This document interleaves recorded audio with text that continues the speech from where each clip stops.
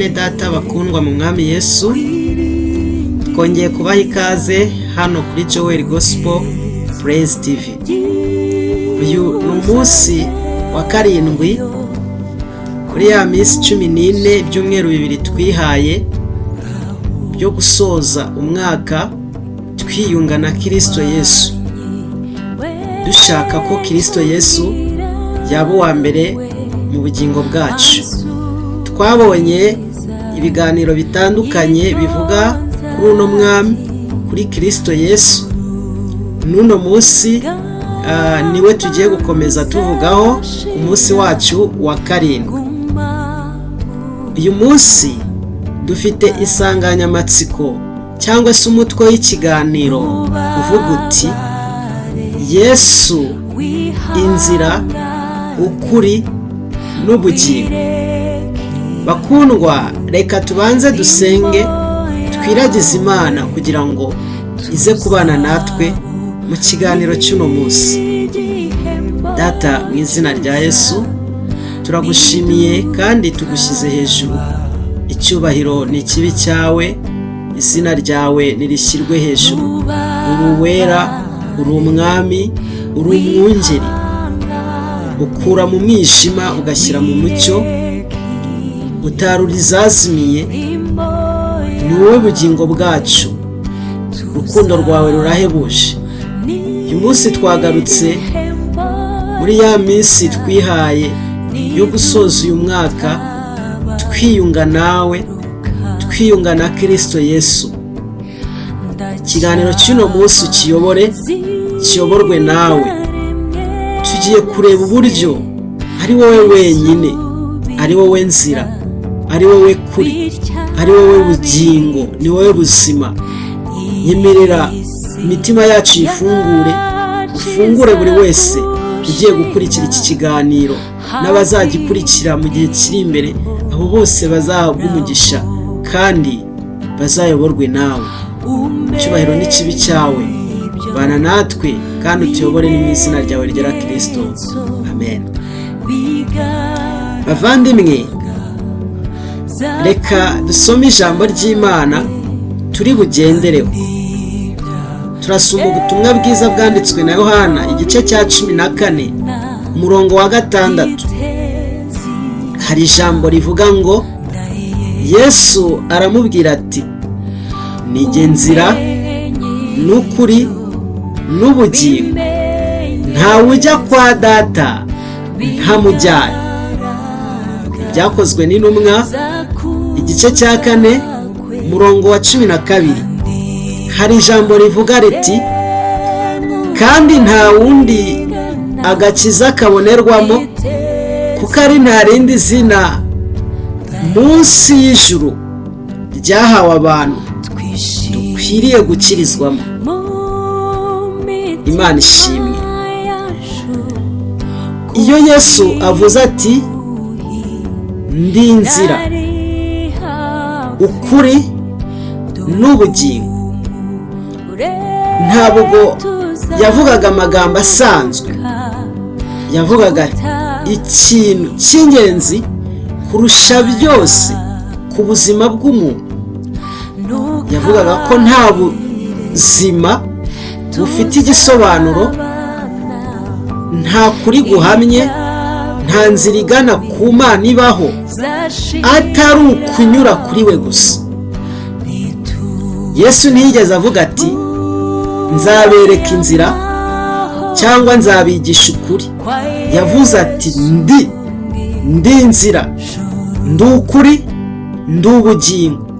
Bivuze ko we ubwe ari byose umuntu akeneye. Ibi byerekana ko Kristo atandukanye n'abandi bose, kuko nta wundi muntu wigeze yiyitirira kuba inzira, ukuri n'ubugingo icyarimwe. Nta n'uzigera abaho. Uyu Yesu Kristo niwe nzira, niwe kuri, niwe bugingo, niwe dukeneye kugira ngo tugere ku Mana. Haleluya. Mwami ahabwe icyubahiro.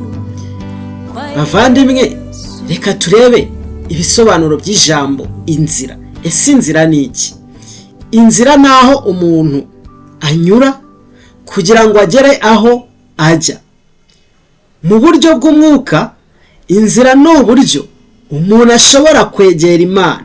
Ese twagera ku Mana gute? Umuntu akimara gucumura yatandukanye n'Imana.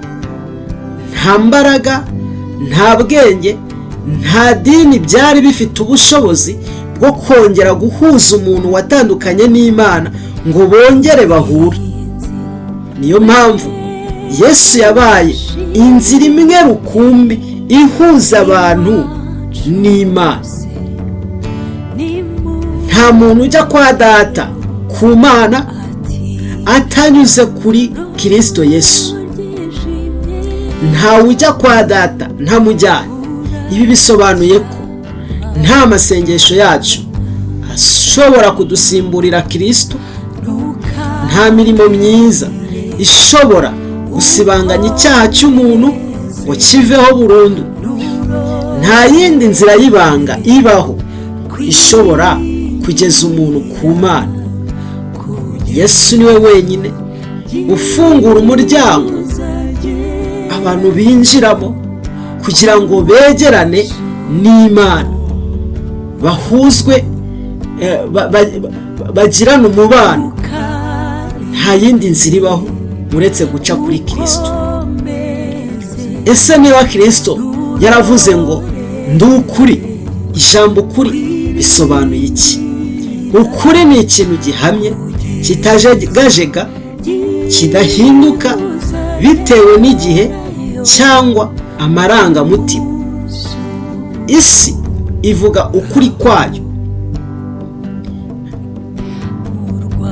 Bavandimwe, hari ibyo twe twita ukuri, n'imyemerere ivuga ukuri kwayo nk'uko isi nayo ivuga ukuri kwayo. Ariko Yesu niwe kuri kw'Imana, niwe kuri kw'Imana isumba byose.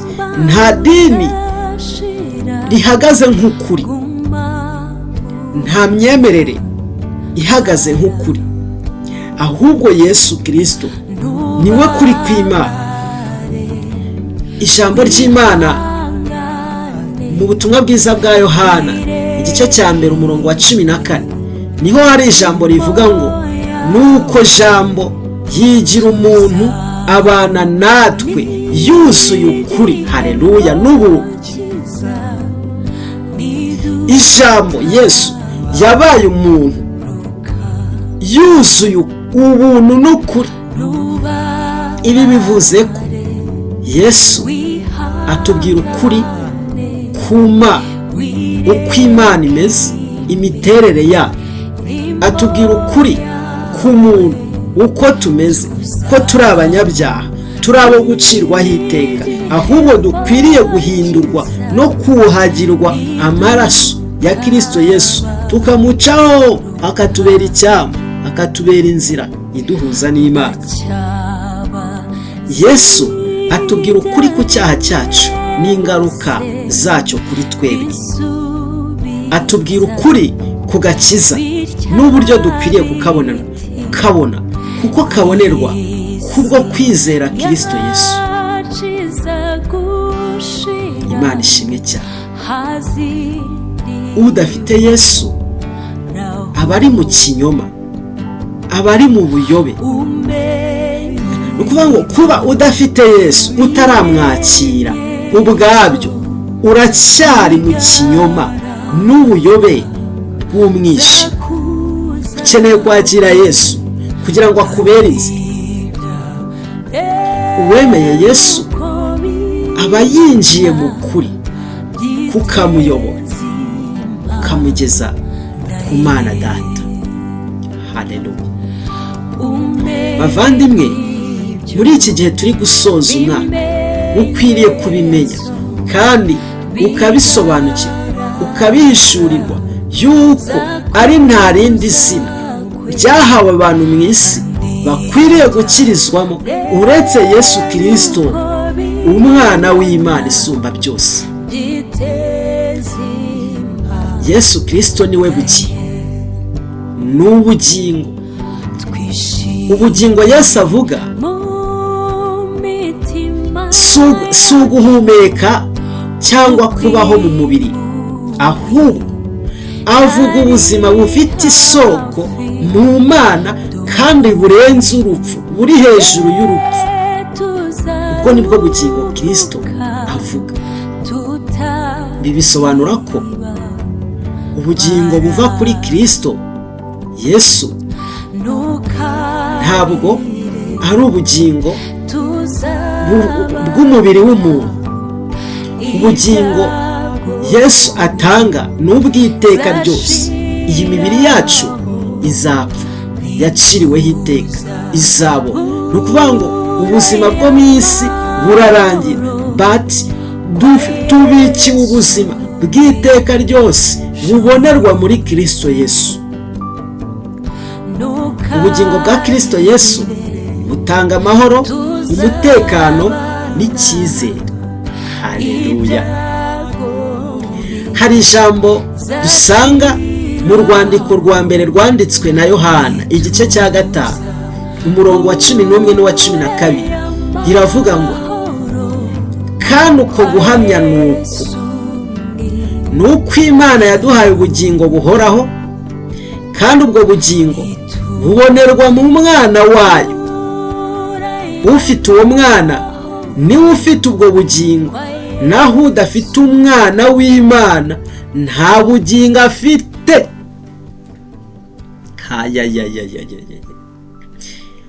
Ufite uwo mwana Kristo Yesu niwe ufite ubugingo, ariko udafite uwo mwana, udafite Yesu, nta bugingo afite.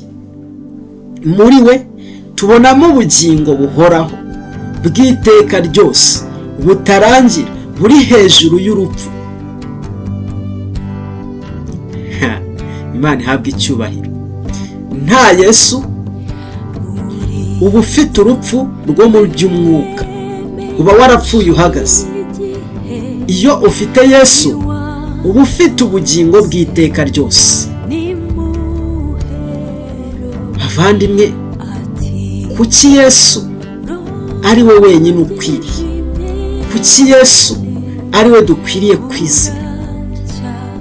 Urwandiko Pawulo intumwa yandikiye Abakolosayi igice cya mbere, umurongo wa 16 n'uwa 17, hari ijambo ritubwira ngo, kuko muri we Yesu Kristo arimo byose byaremewe, ari ibyo mu ijuru cyangwa ibyo mu isi, ibiboneka n'ibitaboneka, intebe z'ubwami n'ubwami bwose, n'ubutware bwose, n'ubushobozi bwose. Niwe waremye byose, kandi rero ni nawe byaremewe. Niwe wabiremye, kandi rero ni nawe byaremewe. Yabanjirije byose, kandi byose bibeshwaho nawe. Iyi niyo mpamvu umwami Yesu ari we ukwiriye. Ni we ukwiriye kurusha bose. Impamvu niwe waremye isi nk'uko tumaze kubibona. Niwe wita ku biremwa kandi akabibumbatira, akabirinda. Niwe wapfiriye ibyaha by'abantu kugira ngo abantu babashe kubaho. Niwe wazutse agatsinda urupfu, nta wundi muntu urabikora. Niwe uzagaruka kujyana abamwizeye bose bakajya kwimana ingoma nawe. Nta muhanuzi, nta marayika, nta muyobozi w'idini wigeze akora ibisa bityo byose. Niyo mpamvu Yesu ari we wenyine ukwiriye kwizera. Nta wundi ufite kwizera, nta muntu ukwiriye kwizera, nta muntu ufite ubushobozi bwo kuguhuza n'Imana uretse Yesu Kristo. Kwizera umwana w'intama w'Imana, uwo twahawe, uwo tuboneramo agakiza, uwo tuboneramo ubugingo, uwo tuboneramo umunezero. Haleluya. Uwadukuye mu rupfu, uwadukuye mu mwijima, akadushyira mu mucyo w'itangaza, umucyo utanga ubugingo. Haleluya. Yesu ntabwo ahatira umuntu kumwizera, ahubwo amuhamagarira amuhamagarira guhitamo, nk'uko ijambo twaribonye ryatubwiye mu rwandiko rwa Yohana igice cya 16 na 17, bikaba bihura n'ijambo dusanga mu butumwa bwiza bwanditswe na Yohana n'ubundi igice cya 3 umurongo wa 36, hari ijambo rivuga ngo uwizera uwo mwana aba abonye ubugingo buhoraho. Icyo ni icya mbere umwami agusaba guhitamo, ariko utumvira uwo mwana ntazabona ubugingo, ahubwo umujinya w'Imana uguma kuri we. Yesu ntabwo ahatira umuntu kumwizera, ahubwo aduhamagarira guhitamo kumwizera tugahabwa ubugingo buhoraho, cyangwa kutamwizera ubwo bugingo ntitububone, ahubwo umujinya w'Imana ukaguma kuri twe. Guhitamo Kristo bavandimwe bisobanura kwanga inzira y'umwijima, bisobanura kwemera ko ari we wera wenyine, ari we ukwiriye kwizerwa, ari we mucunguzi n'umwami w'ubugingo bw'abantu. Bisobanuye kumukurikira mu buzima bwa buri munsi. Ese muvandimwe, uri gusoza umwaka uri mu yihe nzira? Ese ukuri ubitse mu mutima wawe muri izi mpera z'umwaka ni ukuhe? Ese ubuzima bwawe uri gushaka guhitamo ni ubuhe? Emerera Yesu, emerera umwami wawe, emerera umukiza Kristo Yesu akuyobore, akubera inzira, akubera ubugingo, akubera ukuri.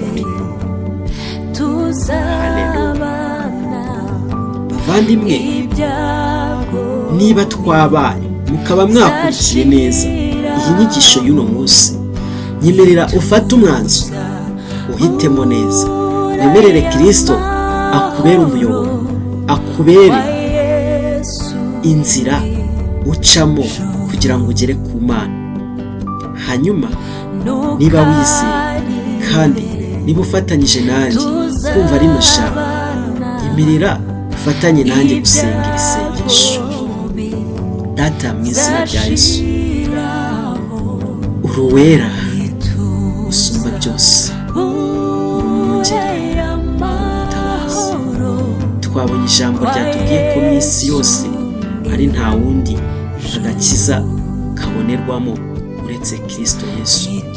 Twabonye kandi ko ufite uwo mwana ari we Kristo Yesu, ari we ufite ubugingo. Utamufite ngo nta bugingo afite, ahubwo umujinya w'Imana ngo uguma kuri we. Twebwe ntabwo dushaka ko umujinya w'Imana isumba byose uguma kuri twe, ahubwo dushaka ko twumvira, twizera wowe Kristo, maze ukatubera inzira iduhuza n'Imana. Nkweretse abantu bose babashije kumvira ijambo n'abazaryumva mu gihe kiri imbere, kugira ngo bafashe, ubayobore, ubahe kukumvira, ubahe kukwizera, bahitemo wowe nzira, ukuri n'ubugingo. Bamenye ko nta rindi zina rishobora kubakiza, Yesu Kristo ko ari ryo zina rifite imbaraga, baba ari ryo bizera. Bahitemo kwizera wowe gusa, ntibahitemo kutakumvira no kutakwizera, kugira ngo umujinya w'Imana utabagumaho, ahubwo bakurweho uwo mujinya, bawukurweho no kwizera. Urakoze. Turagusabye kugira ngo rero ku munsi w'ejo uzabane natwe. Dore umunsi w'ejo ni nawo munsi isi yose wizihiza kuza kwawe mu isi, aho abantu bizihiza gucungurwa kwabo. Nyemerera ntibibi by'umunsi umwe gusa, ahubwo bibi by'iminsi ihoraho. Abantu bakwizere, bakubone, baguhishurire, bagendane nawe igihe cyose, bahore bazirikana gucungurwa kwabo, bahore bazirikana ko waje mu isi ukihindura umuntu, ukabana nabo, ukababazwa, ukishyiraho ibicumuro byabo byose, kugira ngo bahinduke abera n'abaziranenge. Urakoze. urakoze Yesu, uzabane natwe ku munsi w'ejo. Urakoze, mu izina ryawe ryera tubisabye twizeye, amen. Umwami w'amahoro abaha umugisha kandi abafungurira amarembo mubashe kugera ku Mana Data. Tuzasubira ku munsi w'ejo, kandi muzirikane kumenyesha abantu bose ubu butumwa bwiza kugira ngo bubashe kubagirira umumaro. Ndabakunda cyane. Umwami w'amahoro abarinde, amen.